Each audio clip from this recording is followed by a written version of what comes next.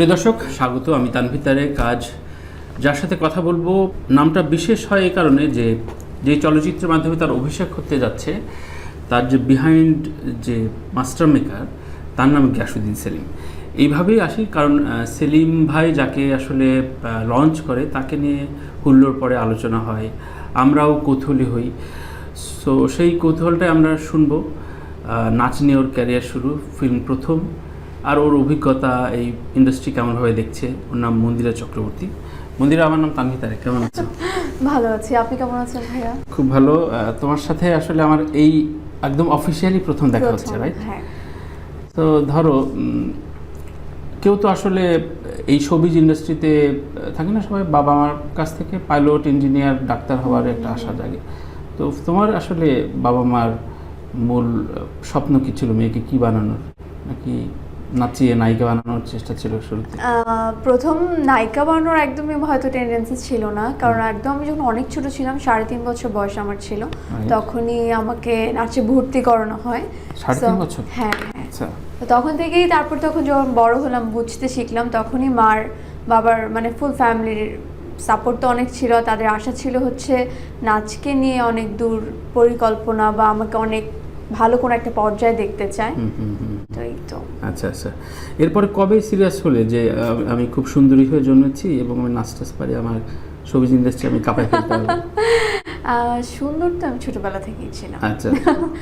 আর যখন আসলে আমার চ্যানেলে শেয়ার আছে থেকে যখন আমি বের হয়েছি 2012-এ, তারপর থেকে বেসিক্যালি আমার মিডিয়াতে কাজ করা স্টার্ট হয়। তো তারপর থেকে যখন আমরা একসাথে তো অনেকে বেরিয়েছিলাম, ফার্স্ট সেকেন্ড থার্ড বেরিয়েছিল, তারপর টপ 10, তো সবাই মিলে তখন আমরা ফ্রেন্ডস হয়ে গিয়েছেন, তো সবাই কাজ করছে। তখন আমার মনে হলো যে না, আমিও পারবো, আমারও করা উচিত। আচ্ছা। তো তখন ওই মোমেন্টে অনেক অফারও আসছিল, তারপরে বেছে শুনে তো কাজে স্টার্ট। অনেকগুলো প্ল্যাটফর্ম থাকে, তার ভিতরে সবচেয়ে বেশি আকাঙ্ক্ষার জায়গা থাকে লাক্স ফটো সুন্দরী। এরপরে অনেকগুলো প্ল্যাটফর্ম বাংলাদেশে এখন তৈরি হয়েছে। তোমার কি অন্য কোনো জায়গায় মানে ফর্ম দেওয়া হয়েছিল, নাকি সেটা নাচিয়ে তোমার একমাত্র রিয়েলিটি? কখনো না, কখনো কোথাও দেওয়া হয়নি। ফার্স্ট শেয়ার নাচিয়েতে আচ্ছা। আমার কখনো ওরকম আগ্রহ তৈরি হয়নি কখনো। আচ্ছা। আমি শেয়ার নাচে তো দিতাম না। আমার মা মানে অলওয়েজ চেয়েছে যে বাংলাদেশে এরকম কোনো একটা রিয়েলিটি শো হোক, কারণ আমরা যারা নাচের যারা নৃত্যশিল্পী, তারা তো একটু অবহেলিত বলতে গেলে, কারণ তাদেরকে নিয়ে চিন্তা ভাবনা অতটা কেউ করে না বাংলাদেশে। তো এরকম একটা রিয়েলিটি শো আসছে, তো যারা আমরা নাচে তারা তো একটু মুখিয়ে থাকবো, এটাই স্বাভাবিক ব্যাপার। তো তখনই আমার মা প্রেশার করলো যে না, তোমার যেতেই হবে, যাও দেখো গিয়ে কি হয়। তো ধরো এক ধরনের কি ফ্রাস্ট্রেশন তৈরি হয়, ধরো সেটা নাচিয়ে হবার পর তুমি সারা বাংলাদেশে যদি নিচে গিয়ে একদম হুল্লোড় করে ফেলতে, তারপর ধরো আমরা এই শোতে ডাকতাম কিনা, বা অনেকগুলো চ্যানেল তোমাকে এই ছবি নিয়ে ডাকছে, এটা হতো না। তো ফেম ক্যারির জন্য কি বাংলাদেশে অভিনয় বা মডেলিংটাই বেস্ট, মানে নাচটা নিয়ে একসময় একটা হতাশা তৈরি হয়, এরকম মনে হয়? অবশ্যই, কারণ আমার কাছে মনে হয় যে বাংলাদেশে আমার গুরু হচ্ছে মোহাম্মদ শিবলি স্যার। তো আমার গুরুর পরে তো আমি আর কাউকে দেখছি না, মানে উনি ছিলেন, উনি আছে, কিন্তু এখনকার যে জেনারেশন, মানে প্রত্যেকে তুখর অনেকে আছে, আর মানে প্রচুর আছে। তো এদেরকে নিয়ে কোনো কাজ হচ্ছে না, এদেরকে নিয়ে অনেক কিছু করা যায় আসলে। নৃত্যশিল্পীদেরকে নিয়ে অনেক অপশনস আছে, কিন্তু বাংলাদেশ ওভাবে ভাবছে না, দেখছে না। তো আমার কাছে মনে হয় এই জন্যই, যেমন আমার মা যেমন আমাকে নিয়ে ভেবেছিল যে আমি নাচের মাধ্যমে কোনো একটা ক্যারিয়ার গড়বো, কিন্তু সেটা বাংলাদেশে আমি করতে পারিনি সামহাও। সবাই হয়তো শিবলি মোহাম্মদ, নিপা ম্যাম হতে পারে না, হয়তো আমিও সেটি করতে পারিনি, কারণ তাদের অনেকটা বছরের সাধনার ব্যাপার। তার মানে যে আমার অ্যাচিভমেন্ট ছিল না সেটাও নয়, আমারও প্রচুর অ্যাচিভমেন্ট আছে নাচের দিক থেকে। কিন্তু তারপরে যখন আমি দেখলাম যে আমি একটা পর্যায়ে যাওয়ার পরেও কেমন যেন একটু পিছিয়ে পড়ছি সামহাও, আচ্ছা আচ্ছা, তখন আমি তো অ্যাক্টিং এ ঢুকে গেলাম। মানে পিছিয়ে পড়ার ওই জায়গাটায় কি কোনো রকম ডিপ্রেসড কাজ করেছে কিনা, যে আমি অনেক কাজ করছি কিন্তু আমি আসলে ঠিক ফোকাস লাইটে নাই, এরকম কি মনে হয় কিনা? কি এই প্রাথমিক পর্যায়ে মনে হয় না? মনে হয়েছে। আচ্ছা আচ্ছা। আরেকটা বিষয় যে ধরো ইদানিং না, মাঝে মাঝে এটা ক্রিয়েট হয়, সেটা হ্যাশট্যাগ মিটু থেকে শুরু করে আমার এই ইন্ডাস্ট্রিটা কেমন, কিভাবে ব্যবহার করছে, কিভাবে ওয়ে অফ অ্যাপ্রোচ হচ্ছে তোমার কাছে। এই ধরো নিয়ম তো 2-3 বছর হয়ে গেল, তাই না, ইন্ডাস্ট্রিতে। সো কেমন মনে হয় তোমাকে ইন্ডাস্ট্রির পরিবেশটা তোমার কাছে মোটা থেকে কেমন লাগছে তোমার মন্দিরের কাছে শুনি? ভালো লাগছে, ভালো খারাপ মিলিয়ে আর কি। আচ্ছা আচ্ছা, ভালোটা কতটুকু ভালো, খারাপটা কেমন, কিভাবে যে ট্যাকেল? আমাকে ভালোভাবে নিচ্ছে, আচ্ছা আমি যেখানে ভালো কাজ পাচ্ছি, ভালো ব্যবহার পাচ্ছি, হ্যাঁ। সেখানে আমি ভালো। আবার যেখানে আমি মানে আমার মতো করে, মানে আমার মনে হচ্ছে যে আমার ওই জায়গাটা আমার জন্য সুইটেবল না, বা ওখানে কাজটা হয়তো ভালো পাচ্ছি কিন্তু অ্যাপ্রোচটা ভালো মতো পাচ্ছি না, তো Right. ওখান থেকে আমি সরে আসি। মানে এই কথাটা এই জন্য বলছি যে ধরো এটা তো প্রায় 5টা প্ল্যাটফর্মে যাবে। ধরো আমরা যখন কথা বলছি তখন দুটো বিশ্ববিদ্যালয়ের 4টা মেয়ে প্রায় তুমি জানো বোধহয় অলরেডি আমি 3টে মামলা দুজনেরটা, চলছে। হ্যাঁ, এটা দেখেছি। ফিল্ম অ্যান্ড মিডিয়ার ছাত্রী পর্যন্ত বলছে একজন আত্মহত্যা করলো বিকজ অফ তারা নানা রকম হ্যারাসমেন্টের শিকার। তারা মিডিয়াতে আসেনি, পড়ার জন্য স্বপ্ন দেখছে। তুমি এই সব নারীদের জায়গায় তুমি কি বলতে চাও, যে নিজেকে মানে থাকে না যে শক্ত শক্ত হাতে আসলে প্রতিহত যখন করার ওই কি যে জায়গা প্রথম আছে আমি কিনা? ওই যে নিউজটি দেখেছিলাম যে ওই মেয়েটি মারা গিয়েছে, যে হ্যাঁ। সুইসাইড করেছে, আমি না দেখে আমার একদমই ভালো লাগেনি। যখন আমি পুরো ডিটেলসটা পড়লাম, আমার কাছে মনে হয়েছে যে এই জিনিসটাই ও যদি বেঁচে থেকে লিখতো তাহলে হয়তো আমরা আসলেই অনেক কিছু করতে পারতাম। True. কারণ প্রত্যেকটা সেক্টরে ভালো খারাপ মিলিয়ে মানুষ আছে, তো তুমি মরে গিয়ে কোনো সলভ আসলে হয় না আমার কাছে মনে হয়। বেঁচে থেকে আসলে অনেক কিছু করা যেত, ও বেঁচে থেকে নিজের যা ওর যে সাথে যে অন্যায়টা হচ্ছে সেটা প্রতিবাদ করতে পারতো এবং ভালো কিছুই হতো। So আমার মনে হয় যে এখন যারা আছে বা ওই পজিশনে যারা আছে তাদেরকে আমি বলবো যে সুইসাইড এরকম চিন্তাভাবনা মাথা থেকে একদম ঝেড়ে ফেলে দিতে।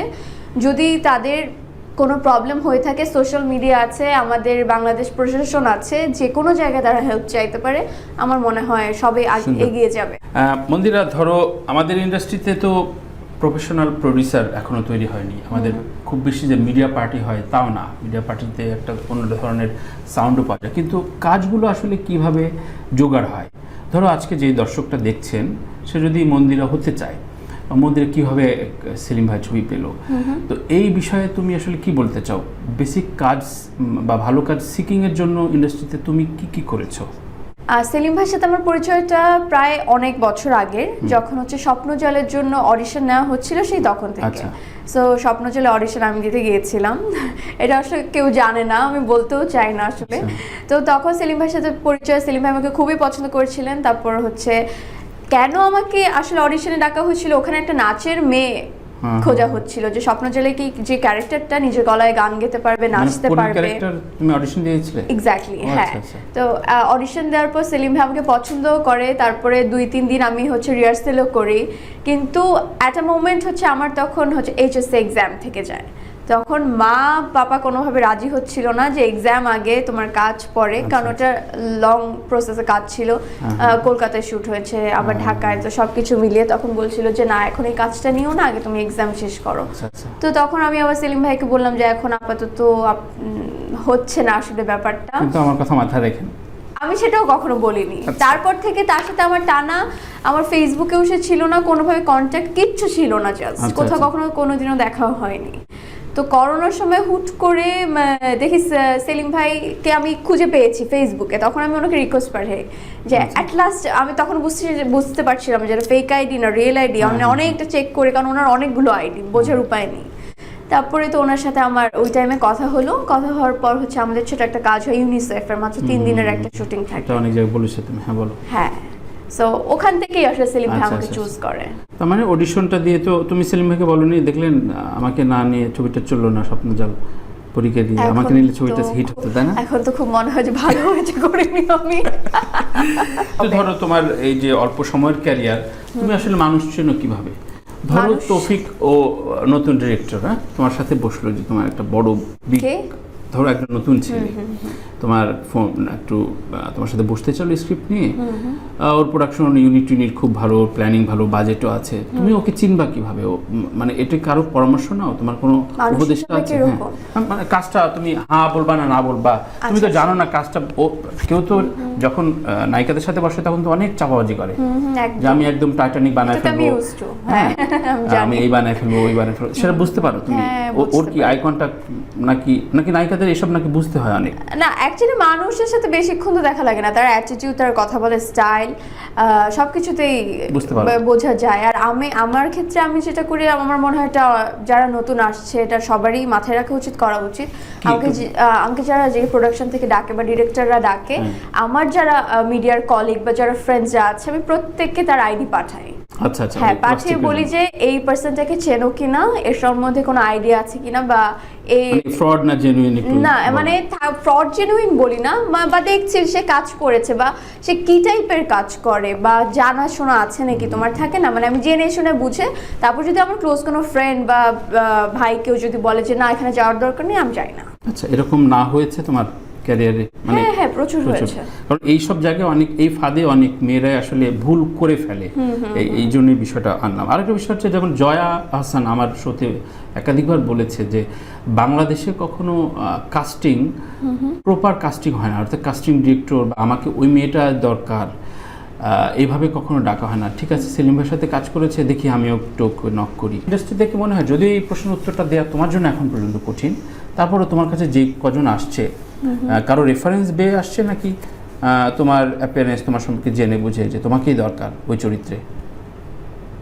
এভাবে তো ইন ডিটেইলে কেউ বলেনি, কিন্তু অনেক তো আমি অফার মানে পেয়েছি। জয়াপার পাবলিশন যে বাংলাদেশে প্রপার হ্যাঁ, কাস্টিং হয় না, যে মেয়েটাকে যেই সময় লাগে ওই সময় ওকে ডাকে না, ওর লবি করে যেতে হয়, ভাইয়া কেমন আছেন, ভাইয়া একদম আমার সত্যি কথা, খোঁজ নিন। জয়াপু একদম সত্যি কথা বলেছে, এটা হয়ে আসছে বিগত অনেক বছর ধরে, এখনো হয়ে আসছে, হয়ে এটা মানে চলতে থাকবে আসলে। চলতে থাকবে। আচ্ছা আচ্ছা, এখন এই মুহূর্তে অবশ্যই সেলিম ভাইয়ের বাইরে আর কার কার কাজ তোমার আসলে বলেছো যে খুব সুন্দর কাজ হয়েছে, কাজ করতে চাও বা না চাও এটা না বলার আগে খুব মানে প্রেজ করেছো, কার কাজ ভালো লেগেছে? কোন নির্মাতার ওটিটি বলি, ফিল্ম বলি? আচ্ছা আচ্ছা, দেখা আমার হচ্ছে? অনেকের কাজ দেখা হচ্ছে, এই মুহূর্তে তো আমার মনে পড়ছে না, কিন্তু নাকি সেলিম ভাই নিশ্চিত করেছে অন্য কোনো ডিরেক্টরের নাম তুলবি না? না আল্লাহ না, আমার এভাবে হুট করে মনে পড়ে, কিন্তু অনেকের কাজই আমার ভালো লাগে আসলে। একজনের নাম মনে পড়ছে না।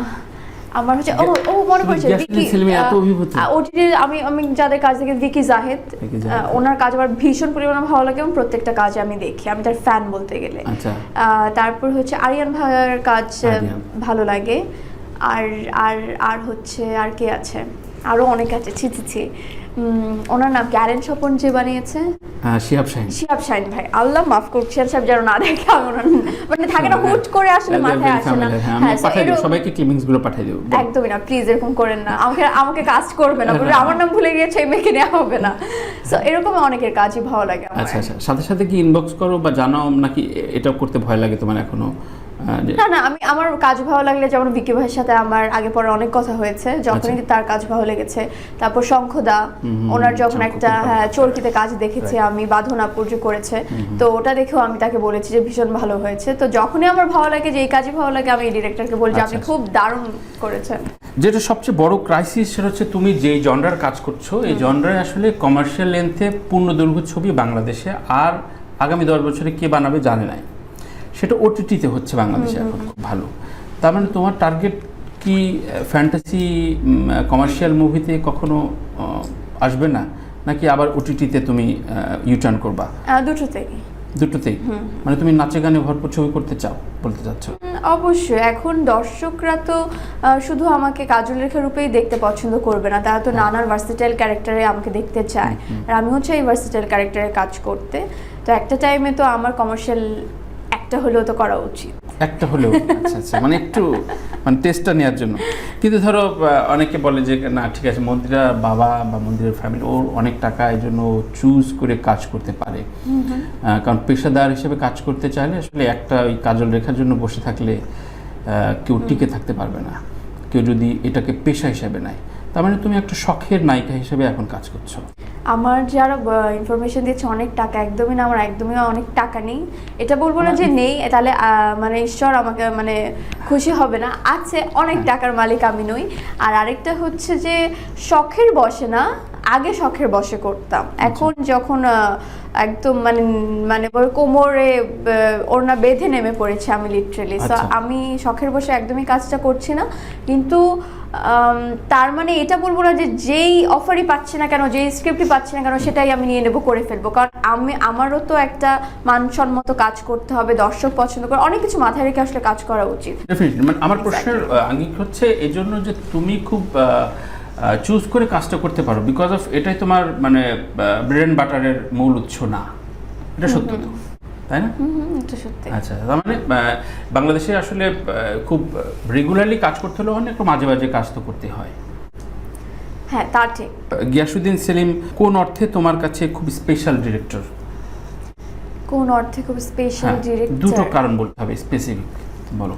আচ্ছা, উনি প্রথমত হচ্ছে উনি আমাকে যেভাবে অ্যাক্টিং শিখিয়েছে আমি মুগ্ধ ওনার প্রতি, কারণ এভাবে আসলে কেউ শিখাতে পারে, মানে কনভারসেশনের মাধ্যমে, গল্পের মাধ্যমে আমাকে এভাবে করে শিখিয়েছে। এটা আমার কোনো নলেজের পুরো বাইরে, আমি এভাবে আসলে আমার মাথায় আইডিয়াও ছিল না যে এইভাবেও মানুষে শিখতে পারে আসলে। তো এইটা আমার কাছে একটা মুগ্ধ করেছে। আরেকটা ব্যাপার হচ্ছে উনি পুরো বন্ধুর মতো, একদম থাকে না যে এত বড় একজন ডিরেক্টর, আমি নতুন এসেছি, আমাকে তো পাত্তা নাও দিতে পারতো, তাতে একজন গিয়াসউদ্দিন সেলিমের কি বাজায় আসে? না, নির্মাতারা নায়িকাদের পাত্তা দেয় না, বাট আমি অনেকের সাথে কাজ করেছি, পাত্তা দেয় সেটা বলছি, মানে একটু শিশুসুলভ মন। হ্যাঁ, মানে একটু তার মতো থাকতে ভালোবাসে, একটু কম কথা বলতে ভালোবাসে, বা একটু মানে পোলাইট থাকতে ভালোবাসে। কিন্তু উনি হচ্ছে অনেক ফ্র্যাঙ্কলি, শুধু আমার সাথে না, ফুল টিমের সাথে। চিত্রনায়িকা মন্দিরা চক্রবর্তী কেমন লাগে এই টাইটেলটা? এখন ভীষণ ভালো লাগে আমার। একটা টাইমে অন্যদের বলা হতো সেটা শুনতাম, কিন্তু এমনও একটা টাইম আসবে যে আমার নামের আগে এটা জড়ানো হবে, এটা তো আমি কখনো ভাবিনি। সোশ্যাল অ্যাসপেক্টস থেকে ধরো, সেটা তোমার অ্যাপার্টমেন্ট থেকে শুরু করে সোসাইটিতে এই পরিচয়টা বিলং করতে কেমন লাগে, বা কি অ্যাডভান্টেজ পাওয়া যায়? যদি এখনো পেতে শুরু করেন আরো সামনে পাবে। বাট মানুষে যে চিনছে, জানছে, ভালোবাসছে, সে ছবি তোলে, কথা বলতে চায়, দেখা করতে চায়, তো এইটা খুবই ভালো লাগে। বা অনেকে যখন দেখে, চিনতে পারে, দূর থেকে তাকিয়ে আছে, আবার কানে ফিস করে, উনি তো এরকম করে, তো সবকিছু মিলিয়ে ভালো লাগছে ব্যাপারটা। তোমার প্রথম মানে থাকে না যে fan meet, first fan meet কি ধরনের ঘটনা ঘটেছিল? তোমাকে চিনেছে সেটা টিভিসি হোক? হ্যাঁ। আচ্ছা, আপু আপনি ওইটা না, মানে একটু সেলফি তুললো বা এরকম তো অনেক হয়েছে আগে পরে, কারণ হ্যাঁ একদম প্রথমের কথা তো মনে নেই, কিন্তু হয়েছে। আমার স্পেশালি ওভাবে আমি বলতে পারবো না। আচ্ছা, কারণ এটা মানে ছবি তোলা এরকম ব্যাপার অনেক হয়েছে। যেমন ম্যাক্সিমাম হয় যে আমি যখন আমার দুর্গাপূজার টাইমে আমি খুলনায় যাই, তো ওই টাইমে যখন আমি তো আমার ফ্যামিলি নিয়ে গ্যাদারিং থাকবে, এটাই স্বাভাবিক। যখন আমি ঘুরি প্রত্যেকটা মণ্ডপে, সো ওই টাইমে একটু প্রবলেম হয়ে যায়। তো তখন অনেকে চিনে ফেলে, অনেকে ছবি তুলতে চায়, তখন এই তো ওই টাইমটাতে আবার ভালো লাগে বেশ। আচ্ছা, এটা খারাপ লাগার কিছু নেই। তো তোমার এখন ধরো বাংলাদেশে যেটা হয়, সারা ওয়ার্ল্ডে একটা ভাইরাল ফিটনেস আছে। কোনো ছবি রিলিজের আগে আসলে এখন কেউ একটু স্বপ্রণোদিত হয়ে উল্টাপাল্টা কাজও করে। আমাদের এখানে অনেকগুলো ছবি রিলিজের আগে অন দ্য সেট মারামারি করেছে, অনেক রকম নাটকিত হয়েছে। তোমার এগুলো তাড়ায় কিনা? মানে এটা কি মানে যে কোনো ভাবে আমাকে মানে একটা হুলস্থুল বাধাই দিতে হবে সিনেমাটা হিট হওয়ার জন্য, তোমার আপকামিং কোনো প্রজেক্ট হিট হওয়ার জন্য, কিংবা নিজে অনেকদিন তোমাকে মানে নক করছে না, তোমার একটু নাড়াচাড়া দিয়ে, এই ধরনের প্রবণতা এখন অনেক হিরো হিরোইনদের ভেতরে দেখা যায় এবং সেটা প্রকাশিত হয়। সো তোমার এগুলো তাড়ায় কিনা, বা কেউ এই বুদ্ধিটা দেয় কিনা? আচ্ছা, এই বুদ্ধি কেউ এখনো অবধি দেয়নি, আর দিলেও যে আমি নেব তার তো কোনো একদমই মানে নেই। কিন্তু এগুলো আমার কাছে খুবই বিরক্তিকর বলে মনে হয়, কারণ আমার কাছে মনে হয় দিন শেষে যে আমাকে মানুষ কাজের মাধ্যমেই দেখবে। আমি মিডিয়াতে কেন এসেছি? কাজ করতে, আমি মানুষকে কাজ দেব, সেই জন্য মানুষ আমাকে ভালোবাসবে। কিন্তু প্রতিনিয়ত যদি মানুষের ডে বাই ডে আমার পার্সোনাল লাইফ, আমি কোথায় কি করছি, কোথায় কি করে ফেলেছি, কে আমাকে কি বলেছে, এটা নিয়েই যদি নিউজ হতে থাকে, তাহলে তো আমি মানে আমার ডেপথটা কোথায় আসলে মিডিয়াতে, মানে আমি কেন আছি, আমি কি করছি, আমার প্ল্যানিং কি, এভাবে যদি কন্টিনিউয়াসলি চলতে থাকে, আমার মনে হয় এগুলোর কোনো মানে আমি কোনো লক্ষ্য খুঁজে পাই না, কোনো কারণ খুঁজে পাই না। আমার শুধু মনে হয় জাস্ট ভাইরালের জন্য, মানুষের মাঝে থাকার জন্য। কিন্তু মানুষ তো মনে রাখে 2 দিন, তারপরে 3 দিনের দিন কি করবে? কাজ নিয়ে তো আসতে হবে। আচ্ছা, তার মানে এটাতে আসলে খুব বেশি ফায়দা হয় না বলছো? না, একদমই না। আচ্ছা, তোমার পিয়ার কানেকশন বা বাংলাদেশের গণমাধ্যমের সাথে তোমার চর্চাটা কেমন লাগছে? খুবই ভালো লাগছে, কারণ প্রত্যেকে যেভাবে আমাকে মানে ভালোবাসা দেখাচ্ছে, প্লাস কন্টিনিউয়াসলি ফোন দিয়ে যে মানে খোঁজ খবর নিয়ে যে আপডেটগুলো নেওয়া পুঙ্খানুপুঙ্খভাবে, তো সব কিছু মিলে আমার কাছে খুবই ভালো লাগছে। আর তারা হচ্ছে, আমি তো একটু ভয় ছিলাম, মানে জার্নালিস্ট মানেই হয়তো ভয়ঙ্কর। আমার কাছে এরকম একটু মনে হতো। সো মানে পজিটিভ সাইডও আছে, নেগেটিভ সাইডও আছে। এত বাজে ধারণা নিয়ে তুমি ইন্ডাস্ট্রিতে আসছো কেন? এত বাজে ধারণা নিয়ে না, বললাম যে একটু ভয়ও আছে, কারণ যদি অনেকের তো নেগেটিভ নিউজও তো হয়, তো সত্যি মিথ্যা তো আমি চাই না, কিন্তু দেখি আর কি। তো এটা নিয়ে আমার একটু ভয় ছিল যে আমার নামে যদি কিছু করে বা সামথিং লাইক দ্যাট। তখন দেখলাম যে না, সবাই ঠিকঠাক মতো অ্যাপ্রোচ করছে এখনো অবধি। সো বেশ ভালো লাগছে এখন। সো ধরো অবশ্যই সামনে বা এখনো তোমার গণমাধ্যমকে ফেস করতে হয়, সো এই জায়গায় তোমার কি একটা আলাদা প্রস্তুতি থাকে কিনা? কারণ এখন হাঁচি কাশি সব কিছুই মানে ছড়িয়ে যায়। সো অনেকেই একটু কথা অনেকগুলো বুমের সাথে উল্টোপাল্টা কথা বলে ফেলে। তো এই জায়গা থেকে তোমার বা সেলিম ভাই বা তোমাদের টিমের প্রচারণা কৌশলটা কেমন? কাজল রেখা নাকি তুমি কাজল রেখা হিসেবে সব জায়গায় অ্যাপিয়ার করছো, ছবিটি আসছে অ্যাজ এ কাজল রেখা হিসেবে, তো আমার সব জায়গায় দৌড়ঝাঁপ করতে হচ্ছে আসলে টানা অনেকটা দিন ধরে। আচ্ছা, মানে আমি নিঃশ্বাস ফেলতে পারছি না, এমনও দিন টাইম গিয়েছে এবং যাচ্ছে অলরেডি। আর এটা হচ্ছে তুমি এনজয় করছো? আমি পুরোপুরিভাবে এনজয় করছি, আমার খুবই ভালো লাগছে, কারণ এত কষ্ট করেছি যে এগুলো তো পাওয়ার জন্য আসলে মানুষ ভালোবাসবে, ব্যস্ত থাকবো নিজের কাজ নিয়ে, এটাই তো আসলে ভালো লাগা। মন্দিরে এখন আসলে দুই ধরনের ক্যারিয়ার গ্রাফ দেখা যায় নায়িকাদের, যেমন টলিউডে কাজ করার একটা প্রবণতা বা কিছু ওটিটিতে কাজ করে একটু বাইরের ওটিটিতে যদি পাওয়া যায়, সেই কানেকশন বা সেই ধরনের ইচ্ছা অভিপ্রায় নিশ্চয়ই তোমারও আছে। হ্যাঁ আছে। যোগাযোগের মধ্যে আমি তো এটা অনেক বছর আগেই পেয়েছিলাম, সেই 2016-তে পেয়েছিলাম, কিন্তু করিনি আমি। তো নতুন কি আসছে? এখনো অফার পেয়েছি আমি, কিন্তু অনেক ভালো একটা কাজের অফার পেয়েছিলাম। ওটা কাজল রেখা করার মধ্যে বা মানে কাজল রেখার কথাবার্তা চলছে ওরকম টাইমে। আমি মানে নামটা কোনো সিনেমার নাম, ডিরেক্টর নাম বলতে চাই না, কিন্তু কাজটা খুবই ভালো ছিল। মানে যেই আমার ফ্যামিলি মেম্বার থেকে ফ্রেন্ডসরা যখন জানতে পেরেছে, তখন করলি না কেন আমার কাছে সামহাও মনে হয়েছে যে ওটা একটা বাবা ছেলের গল্প ছিল আর কি। হ্যাঁ, সো যে দুজনের ক্যারেক্টার ছিল, মানে ওনাদের নাম বললে আসলে মানুষজন এই জন্যই বলে করলি না কেন, এটা মানে এত বড় না আরো যাই হোক, কারণ নাম বলতে চাই না, আপনি আরেকটু পর সব মিলিয়ে ফেলবেন আসলে, মানে নাম মিলে যাবে। তো তখন আমি বললাম যে এটা তো অ্যাকচুয়ালি একটা বাবার ছেলের ক্যারেক্টার।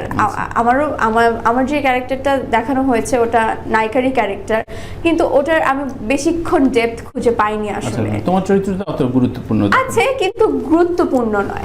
আমি চাই যে কাজল রেখার মতো। তো ওই জন্যই আমি ওটা করিনি, কারণ আমি ওই যে বললাম যে একটু চুজি, আমি অনেক ভালো প্রজেক্ট পেলাম। আমি জানি সবাই ওপার বাংলাতেও সবাই সিনেমাটা রিলিজ হলে আমাকে দেখবে, নতুনভাবে চিনবে, কিন্তু তারপর আমি কাজটা করিনি। সেলিম ভাইয়ের যে প্রসঙ্গটা আসছিলাম, সেলিম ভাইয়ের মনপুরাতে কাজ করেছে মূল চরিত্রে মিলি 2-3 বছর পর আর খুঁজে পাওয়া যায়নি। স্পর্শিয়া অনেকগুলো এনজিও ভিত্তিক নাটক, অনেক সিরিজ কাজ করেছে, আরও 2-1 নাম ওরা আবার খেপে যাবে আমার পরে। সো এরপরে আর ক্যারিয়ার গ্যাপটা খুব বেশি দাঁড়ায়নি। তো এই বিষয়টা কি তোমাকে ভাবায় কিনা যে না ঠিক আছে, আমাকে তো অন্য ট্র্যাকে খেলতে হবে, অন্য ট্র্যাকে আসলে আমার চলতে হবে, বিকজ অফ আমার ক্যারিয়ারটা আমার? এটা তো একদমই, কারণ আমার ক্যারিয়ারটা আমারই। দিন শেষে আমি যেটা বিবেচনা করব, ভাববো, সেটাই আমি করব। সবার ওপিনিয়ন আমি শুনি, কিন্তু রাতের বেলায় এসে আমার এক্স্যাক্টলি যেটা মনে হয় আমি সেটা করি, কারণ আমারও একটা ফিউচার প্ল্যান আছে।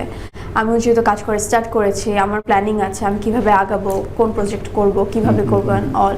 সো আপনি যেমন মিলি আপুর কথা বললেন, আরও অনেকের কথা বললেন, দেখেন সবার লাইফ তো সেম না। সো আমার লাইফ, আমার ফ্যামিলি ব্যাকগ্রাউন্ড বা আমি যেভাবে আমার লাইফ স্টাইল করছি, আমার স্টোরি একরকম, অন্যদের স্টোরি আরেক রকম। তো ওরা হয়তো কোনো সামহাও কাজ করতে পারেনি বা চায়নি বা হয়ে ওঠেনি ছেলেও, বা তাদের অন্যরকম স্বপ্ন ছিল বা ওই ক্যারেক্টারগুলো তারা পায়নি, হতেই পারে অনেক রকম। সো নানানভাবে হয়তো হতে পারে, তাদেরটা তো আমি চাই না, কিন্তু আমি চাই যে ভীষণভাবে এবং খুব ভালো ভালো কাজ করতে, ভালো ভালো। মানে কয় বছরের মধ্যে তুমি লিড হিরোইন বাংলাদেশে বলতে পারবো, এই সময়ের শীর্ষ নায়িকা? প্রিয় দর্শক, আমার সাথে আজকে রয়েছেন এই সময়ের শীর্ষ নায়িকা মন্দির। এটা এই কবে বলতে পারবো? আপনার মুখে ফুল চন্দন পড়ুক বলতে চাই, ধরো আমি ব্লেসিং দিয়ে বলছি, থাকে না টার্গেট, ধরো বলে দাও ভাইয়া, বলবেন তানভীর ভাই, আমি বলে দাও ভাইয়া 3 বছর পরে আপনি এটা বলবেন। 3 বছর পর? আচ্ছা, আপনি 3 বছরের সময় নেন। 3 বছর পরে? হ্যাঁ, 3 বছর পর আপনি এটা বলবেন। খুব ভালো লাগলো শুনে, তোমার কনফিডেন্ট এই লেভেলে আছে। এটা এই জন্য প্রশ্ন করলাম, যেটা আসলে কয়েকজন তোমাকে প্রশ্ন করেছে, এটা বাস্তবতা যে বাংলাদেশে আসলে যেমন এখানে অনেকেই আসেন, পরিচালক প্রযোজক অনেকে আসেন, বাংলাদেশের নাকি নায়িকা তারা খুঁজে পায় না। আচ্ছা, সেটা সেটা আমরা বাস্তবতা যেমন দেখি, শাকিব খানের নায়িকা সব টলিউড বা বাইরে থেকে, বা অন্যান্য যারা কাজ করছেন তাদের আসলে এখন কেউ টলিউড ভিত্তিক কাজ করছেন, খুব বেশি যে বাংলাদেশি এরিনাতে কাজ করছেন তা না। আবার নায়িকাদের আক্ষেপ ফারিয়া টারিয়া বলে যে আসলে ওরা আসলে ভাইয়া ওরা মেয়ে খোঁজে, নায়িকা খোঁজে না।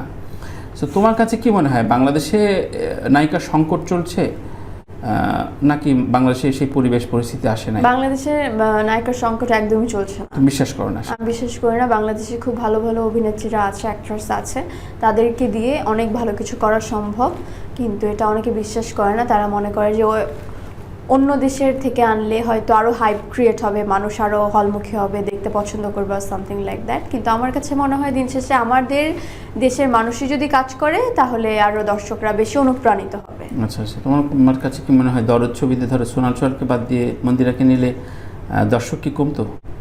কেন কমবে? এটা মানে আমি জানি না ওনার ক্যারেক্টারটা কি, না দেখে অ্যাকচুয়ালি বলা উচিত না, কিন্তু আমার কাছে মনে হয় যে মানে চেষ্টা না করলে কোনটা হয় না। মানে আমি এই যুগের মেয়ে, আমি যেভাবে আমার লাইফ লিড করেছি, আমাকে যেভাবে বড় করে তুলেছে, আমি তো কখনোই ভাবতাম না যে আমি কাজল রেখা করতে পারবো 400 বছর আগের একটা ক্যারেক্টার। এটা তো মানে আমি যখন দেখেছি বা ভেবেছি তাহলে আমি এটা কিভাবে করেছি, এত স্ট্রং একটা ক্যারেক্টার, তো আমি যখন এটা করতে পারবো আমি ওটা কেন করতে পারবো না? আসলে কিভাবে ক্যারিয়ার গ্রাফটা ভাবছো? স্ট্র্যাটেজি বলাটা ঠিক না, ঠিক না, কিন্তু এটা আমি আসলে বলতে চাই না, এটা সিক্রেট থাকবে। সিক্রেট থাকবে। আচ্ছা আচ্ছা, তুমি কি এখন কাউকে কোনোভাবে প্রতিদ্বন্দ্বী বা ঈর্ষার জায়গাটা, মানে খুব পজিটিভলি ঈর্ষার জায়গাটায় কাউকে দেখছি না? আমি কাউকে দেখছো না? আমার আশপাশে কেউ নাই? না, আমি আসলে এমন একটা মানুষ তানভীর ভাই, সবাই হয়তো শুনলে হাসবে বা মনে করবে এই মেয়ে। আর প্রত্যেকটি ইন্টারভিউতে আমি শুনতে শুনতে মানে অনেকেই আছে হয়তো আমাকে কিভাবে নিচ্ছে আমি জানি না।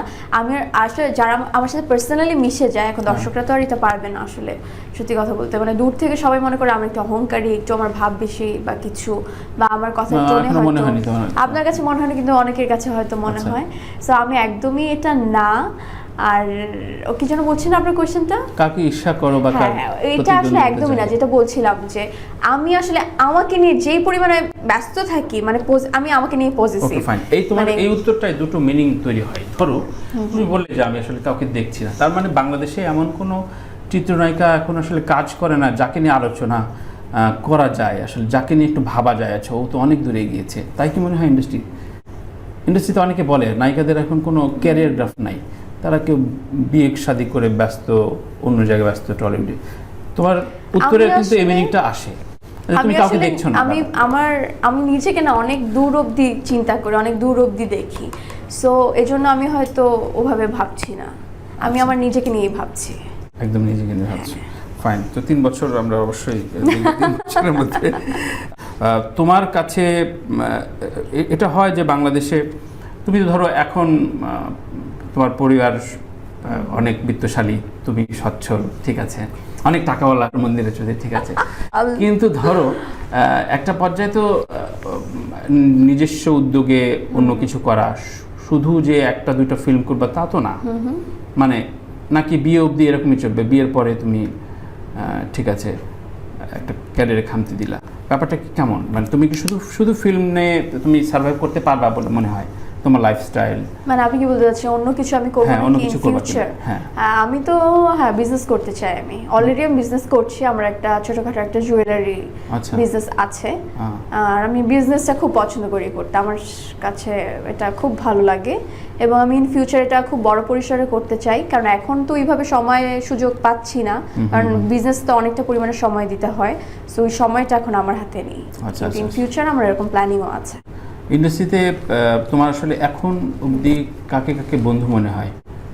আমার ইন্ডাস্ট্রিতে কোনো বন্ধু নেই। বন্ধু ভেবেছিলাম, কিন্তু দিন শেষে তারা বন্ধু হয়ে উঠতে পারেনি। বন্ধু হতে পারেনি না। এই আঘাত এগুলো পাওয়া শুরু করে দিয়েছো তুমি? অনেক আগে থেকে পেয়েছি। অনেক আগে থেকে? হ্যাঁ। সো তুমি এখন খুব সাবধানে বলতে চাচ্ছ? আমি আর কাউকে বন্ধু বানাতে চাই না, কাউকে বিশ্বাসও করি না। একটা ট্রাস্টলেস ইন্ডাস্ট্রিতে তুমি এই মোটিভেশন দিবা আজকে অনুষ্ঠানে সবাইকে? হ্যাঁ, মিডিয়াতে কেউ কারোর বন্ধু নয়, সবার সাথে হাসি মুখে কথা বলবেন, সবাইকেই পছন্দ করবেন, সবাইকেই ভালোবাসবেন, কিন্তু আপনি বাড়িতে যখন আসবেন আপনি শুধু আপনি কারণ না। দারুণ কথা বললো। আচ্ছা, আমাদের ইন্ডাস্ট্রিতে যেগুলো পার্টি হয় বা ধরো যে কোনো গেট টুগেদার, তখন নাকি খুব ফেক হাসি হাসো তোমরা, মানে ওকে পছন্দ করো না কিন্তু এমন ভাবে জড়ায় ধরো বা কথা বলো যে না খুব। হ্যাঁ হয়তো এটা মিথ্যা বলার এটা তুমিও কিছু করো নেই। না? হ্যাঁ করতে হয়, কিছু করার নেই। করতে হয়। আমি জানি যে যেই মানুষটা এখন আমি দেখছি যে এখনই এসে আমাকে এসে জড়ায় ধরবে, 2 দিন আগে সে আমাকে নিয়ে গসিপ করেছে, কিন্তু আমার এটাতে কোনো রকম যায় আসে না। আমি বলি হ্যাঁ কি অবস্থা, কেমন আছো, জড়িয়ে ধরি, ঠিক আছে, it's okay। অভ্যস্ততা তৈরি হয়ে গেছে। দারুণ, অনেক কিছু শিখলাম আজকে তোমার কাছে। কিছু বলেন।